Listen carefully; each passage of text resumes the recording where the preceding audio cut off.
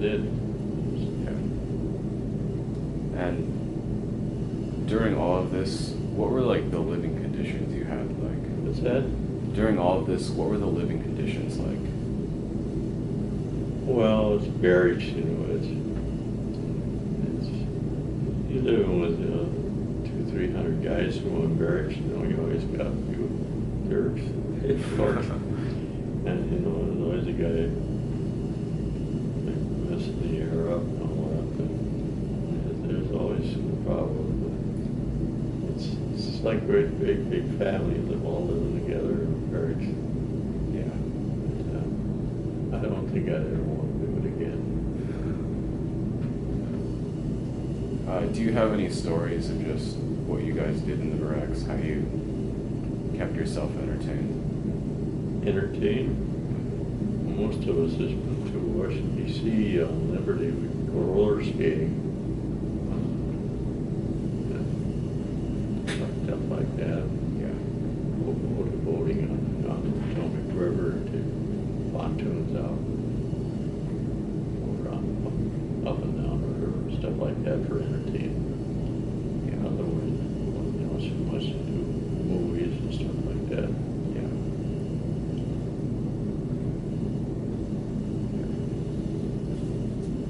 So, could you talk a bit about how you stayed in touch with your family and How did I did what? how you stayed in touch with your family and other friends while you were in the No, military? all you could do is write letters. That's basically how you get with use a telephone very much. Write letters is about all you do. Yeah. And how often would you get letters from home? Well, I had three brothers, I had three sisters, and one brother, and they'd write me letters. Once in a while, Uncle Charlie and Uncle John would come along. They would write me letters. Yeah. Some of the neighbors would write a letter once in a while. Otherwise, that's all I do. Yeah. So, when did other men from your unit go off to Korea? Well, the Korean War broke out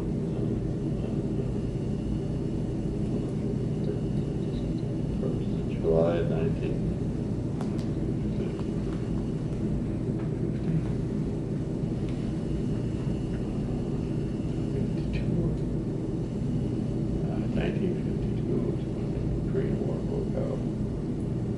And I was got shipped over for the Korean War for a year.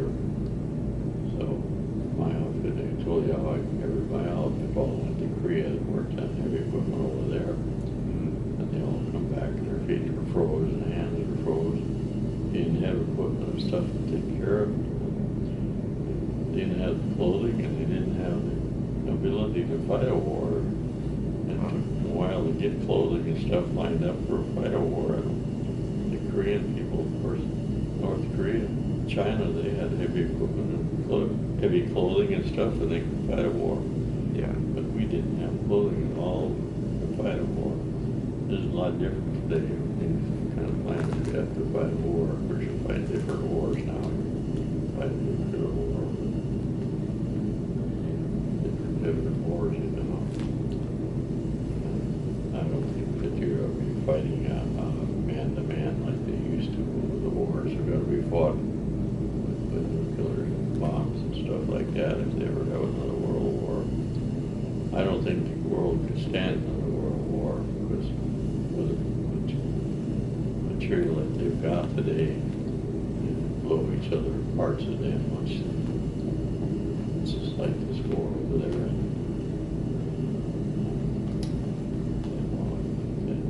Country over there. Yeah. And Russia and Ukraine fighting, fighting in a different war entirely than we used to fight. Mm-hmm.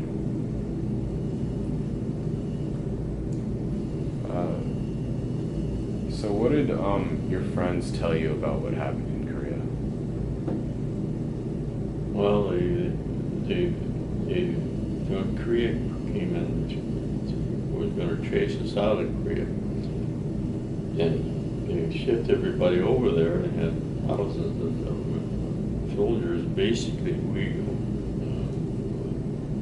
shipped so many people in that they overtook the China and started driving China back out of North Korea, South Korea. There was only when the American troops got in there was only a little piece of Korea that wasn't China owned. They just poured in when they took over the country, and they took all of North Korea. And so there wasn't a North and South Korea. It was one Korea at that time. And the border between North and South Korea was created after the war to divide the two countries. So it was only one country, Korea against China. And China came in the whole time. And we had just a little piece of land down there, and all of a sudden they started driving all these American troops in there and started pushing China back out of South Korea, Seoul. And they drove them over the border into North Korea, and then eventually out of North Korea back into China, and ended the war. So it was just made basically outmanned. We had better equipment than they did, better guns and power man and everything. So that's how come they won the war. But they came close to losing the war.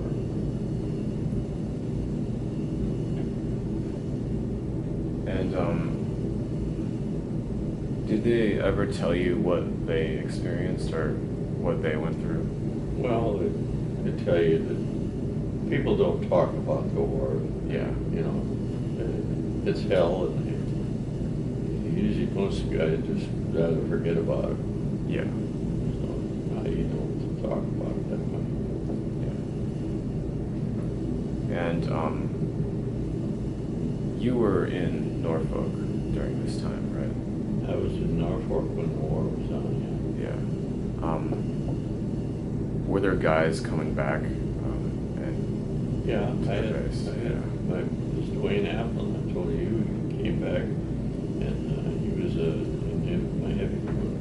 down there at Norfolk, same base I was. He was on the stood a guard in a tower, and the guard towers all the way around the base. That's what he was doing, and he came back from Korea. His hands and feet were froze over there, standing in the tower. It get cool at night when he was down in the tower. He was just freezing to death. So they finally took him off the tower, gave him a discharge.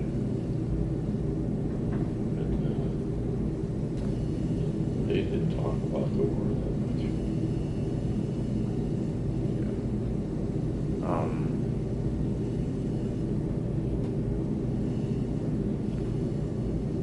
So when did your service in the Marine Corps end? July 6, 1952. Yeah. And at the time, were you happy to get out? Sure, I was planning on getting married. Oh, yeah. Well, I got married before I was in, so last year, my wife and I lived in Norfolk. I didn't live on the base. I lived we had an apartment downtown, and I stayed and worked at the base, but I didn't live there. I lived at my home, and our oldest daughter was born there. And when she went to Norfolk years ago, she went to this place where she was born, and she showed her the room and everything. We lived in the second floor. Yeah.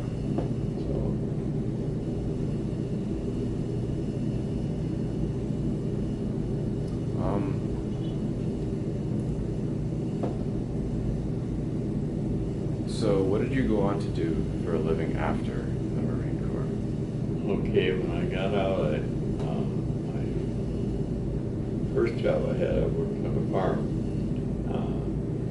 as a farmhand, hired help for the first couple of years, and then I got a job working United States Power, it's now Excel Energy. And I worked there, I'm retired in United States Power, but I worked there 20 years. And I had an office in Mankato and Jordan and Belle Plaine. I sold appliances for them, so and they don't do that anymore. And I told you I wrote for the Free Press. I was out the editor, made a little money that way, and they started raising a family. Yeah. And did you get to reunite with old friends from your hometown or your family? What's that? Did you get to reunite with old friends from your hometown ever? Oh, sure. Now we're together. Yeah. They'll have twice a year we get together for friends and stuff like that. Yeah. Class reunions and stuff like that. Get together. But I'm getting to be at the age where all of my friends now, as kids are gone, there's none left. My whole family's gone. There's only two. There's 5 of us kids, and there's only 2 of us left. And my one sister is a year older than I am. She lives in the center. We're the only 2 left out of the whole family. Everybody else is gone. So I get to be my age. Most of them lost family, kids and stuff too. So, but, it's kind of quite a life.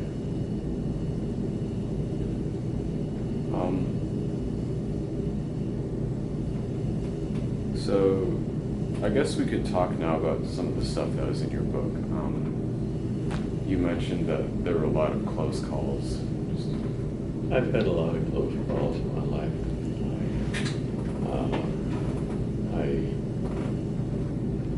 Even a younger one that I've closer calls.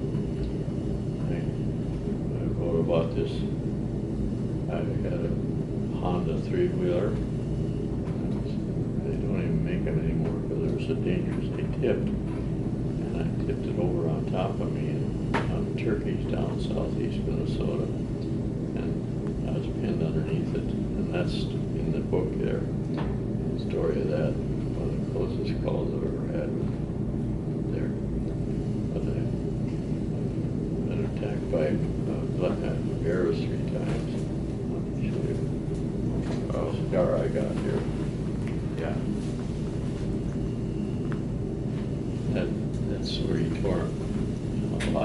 I didn't write that in that book because it happened after that. So I wrote another book called Nano Wilderness Bear. Yeah. And I don't have any more copies of it. I was sitting in Hastings one day. Somebody wanted a copy of my bear book, and an hour or 2 before I gave it to him, so I started reading it. And I woke up 4 days later in the hospital. He passed out, and come and got me in an ambulance, took me to the Hastings Veteran Hospital. The guy called me. He called my daughter. He's over in Wisconsin. She said, "Your dad is in the hospital."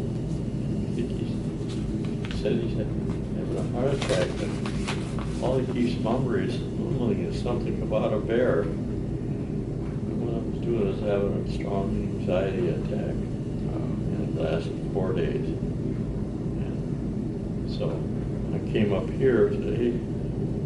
Up here a few years ago, 6 years ago, I moved up here because I started to fall a lot, and I needed better help here in Minneapolis than I did in Hastings. That's this building here. Anyway,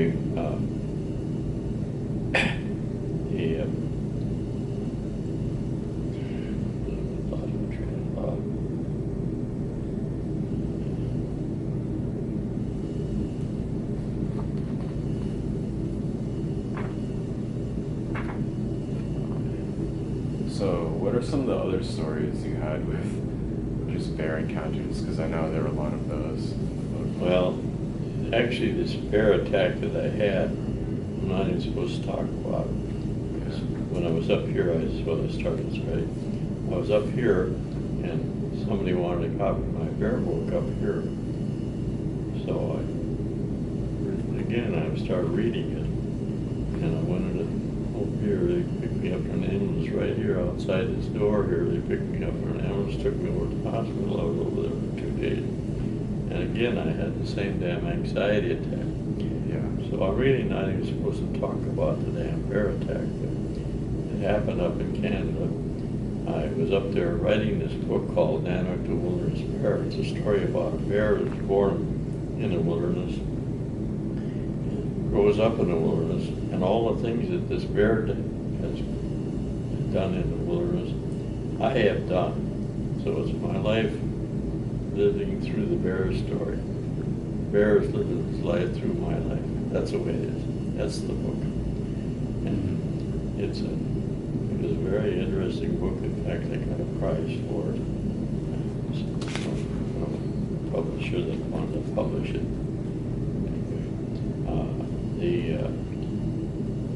I was up there in a cabin in Canada. We had a little cabin up north of Ignis, Ontario that we went to for 25 years. It used to be a logging camp. There was a cabin there. We fixed it up and we used it for years and years. And twice I've had a bear. I wrote in the book there about shooting a bear out of bed. I was in my sleeping bag and the bear broke the kitchen window out there. Put the flashlight on him and picked my rifle up, which I had loaded on the table. I had a spring bear license that's written in the book there. Yeah. And I shot the bear. Maybe you read the true story. Anyway, I shot the bear out of bed and killed him dead. He was laying in, had to hit half in and out of the cabin. The guy who was with me, he was laying in his bunk and he was I'm having a heart attack. I says, you're going to have to die. It ain't a damn thing I can do for you. We're 33 miles from town. He says, you son of a bitch. Anyway, this bear already attacked me. I'll tell the story. I was in a screened-in tent, and I was writing this book, and I heard a noise up at the cabin. I was down by the lake. And it's not written in that book there. And this happened after this book was written here. And so I got on my damn, I had a four-wheeler. I jumped on the four-wheeler, went up to the cabin to see what the hell was. There was noise up there. My car was parked right in front of the cabin. And my trailer there. I took my four-wheeler on, and I came around the corner, and I could see the cabin and hear a damn black bear come out of the cabin with a loaf of bread in his mouth. I went in and he had just trashed the goddamn place. He ate all my damn food, tore open my cans of food and everything, and I just trashed the cabin. I thought, well, hell, I'm going to have to pack up and go home. I got no food or nothing. So I was going to go down and pick up the tent and take that down for home. And I came out, here he was in front of the goddamn car. And he was standing there. And I hollered at him and he ran into the woods. So I started taking some of the stuff out of the cabin that I had, my sleeping bag and stuff. I rolled that all up and I was taking out and had the car doors open and I was putting the dang stuff in the back seat. I heard a noise and I looked up and here he was standing right in front of the car. And I thought, God almighty, I better get in the car. So I reached across and shut the car door on the other side in the back. I had all four of them. And I reached up and shut the two front doors. And I reached back to shut the back door that I was in. And he grabbed me by the leg and tried to pull me out of the car. I had my cane under me. I keep my cane under me all the time. And I had my cane under me. And I went like this, and I hit him right in the face. And he let go of me. And I was able to, when he turned around to get away from me, his butt hit the door and shut the door. And I was in the cab of the car, and he was there. And I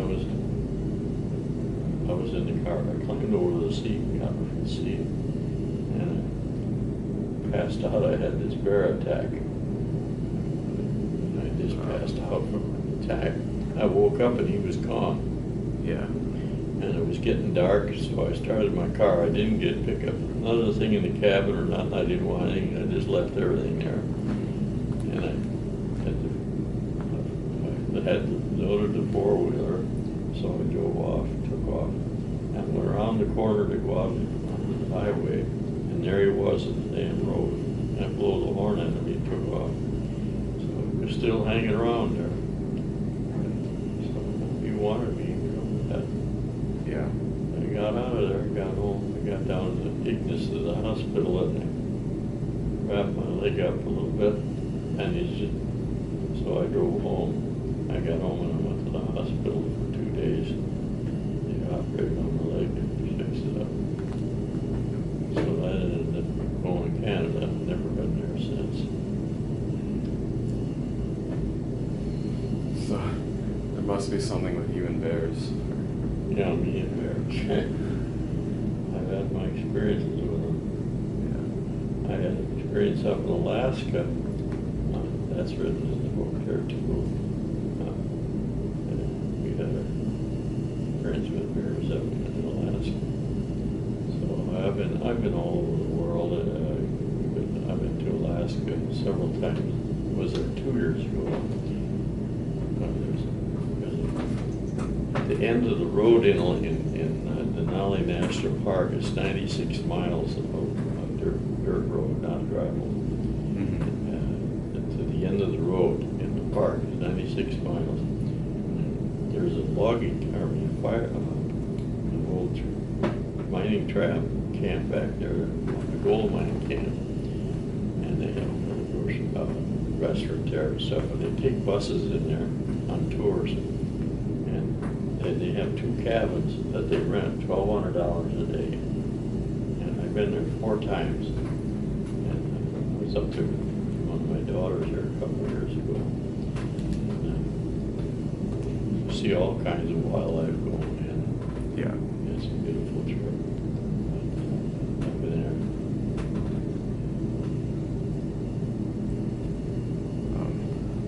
Well, you definitely had a lot going on after. I've had quite a life, I'll tell you. Are there any other stories that just stand out to you? There's another scar. See that scar there? Yeah. That's a bear attack. But lots and lots of experiences.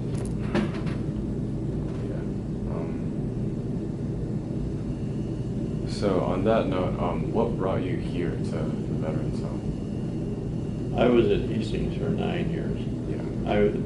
My wife passed away 18 years ago, and we were living in a real-life co-op in Mankato. It was a retirement home for seniors, and we lived there. It was 20 different families living there. And my wife passed away. And I couldn't live alone, so I moved to the Veterans Home in Hastings, and I was there 9 years. I worked in the shop there, and I made canes and walking sticks by the hundreds. And I made a lot of them to give to the veterans. And I was there working in the shop, and got to be a real good friend with a lot of people. And I started to fall, and I fell several times. Hastings, it's almost silly or carry. You have to be able to take care of yourself to live it.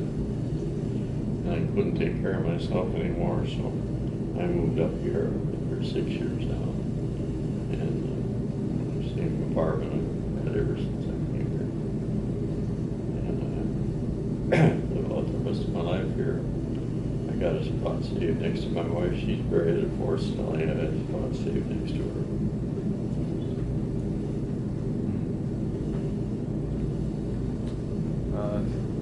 Yeah, well then I I just have a few more questions, and just to close up. It was only a few years, but how do you think your service changed you as a person? My service changed. Yeah. I'm probably talking a little more discipline. Yeah. Everything is discipline. You have to have discipline in the service. And I think it's probably taught me a lot of that.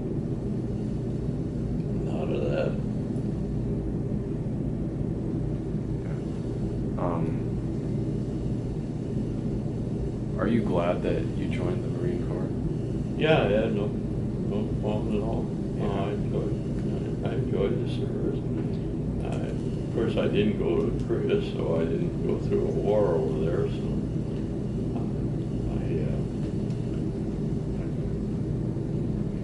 I tell the story of why I didn't go, but the kids tell me, don't tell that story because people think you did it just to keep from going to Korea. But it's something I contribute to a higher power. And God told me to do that, to cheat on the damn license. It changed my whole life. I got married, all my kids are born. My whole